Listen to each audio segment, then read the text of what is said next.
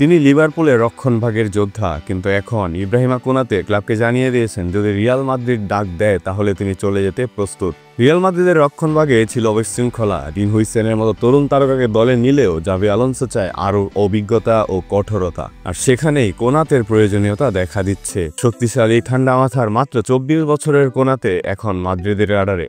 প্রথমে 2026-এর জন্য ভাবা হলেও এখন হয়তো সময় এগিয়ে এসেছে। লিভারপুল এই পরিস্থিতিতে আগেও পড়েছে। ট্রেন্ট আলেকজান্ডার-আর্নল্ড চুক্তির নাটক এখনও টাটকা, আর কোনাতে ইতোমধ্যে 2টি নবায়ন প্রস্তাব ফিরিয়ে দিয়েছেন। লিভারপুল এখন চাপ অনুভব করছে।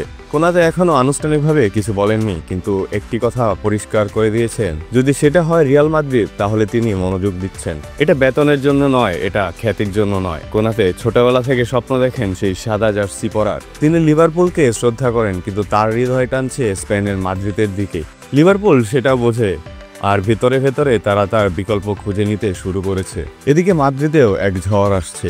রদ্রিগো বেঞ্চে অসন্তুষ্ট, পর্যাপ্ত সুযোগ পাচ্ছেন না। লিভারপুল তার খেলার ধরনে আগ্রহী, কিন্তু তারা পদক্ষেপ নেবে শুধু তখনই যদি লুইস দিয়াস ক্লাব ছাড়েন। যদি দিয়াস চলে যান তাহলে রদ্রিগোকে আনা হতে পারে, কিন্তু মাদ্রিদ এখনো কোনো আনুষ্ঠানিক প্রস্তাব পায়নি। রদ্রিগো থাকতে চান, কিন্তু শর্ত একটাই, খেলার সুযোগ চাই। কোনাতে মাদ্রিদে, রদ্রিগো লিভারপুলে, 2টি তরুণ তারকা, 2টি পরিবর্তনের পথে থাকা ক্লাব। একই এক চমকপ্রদ অদলবদল হতে চলছে, নাকি উভয় ক্লাব সময়ের অপেক্ষা করবে?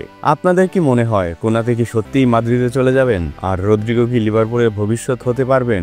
নিচে কমেন্ট করে জানিয়ে দিন আপনাদের মতামত।